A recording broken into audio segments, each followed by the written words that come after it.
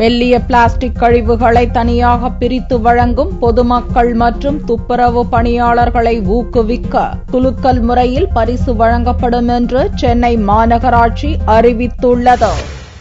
சென்னை மாநகராட்சி கூட்டம் வெள்ளியன்று நடந்தது. இக்கூட்டத்தில் குப்பையிலிருந்து மெல்லிய பிளாஸ்டிக் கழிவுகளை தனியாக பிரித்து வழங்கும் பொதுமக்கள் மற்றும் துப்புரவு பணியாளர்களை ஊக்குவிக்க குலுக்கல் முறையில் பரிசு வழங்கப்படும் என்று அறிவிக்கப்பட்டது.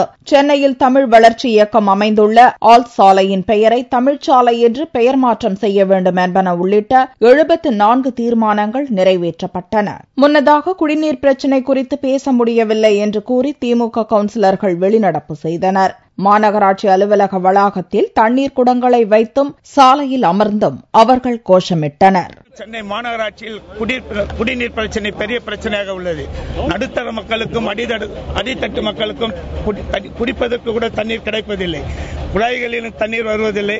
லாரிகளின் மூலமா 15 நாட்களுக்கு ஒரு முறைதான் குடிநீர் வருகிறது. மக்களுடைய பிரச்சனை மன்றத்தில் பேசுவதற்காக நாங்கள் அவருடைய கவனத்திற்கு கொண்டு வருவதற்காக வாய்ப்பு கேட்டபோது வாய்ப்பு எங்களுக்கு மறுக்கப்பட்டது. அதை கண்டித்து நாங்கள் அவருடைய குடிநீர் பிரச்சனை அவருடைய ஞாபகத்துக்கு எடுத்து வருவதற்காக நாங்கள் வெளிநடப்பு செய்திருக்கிறோம்.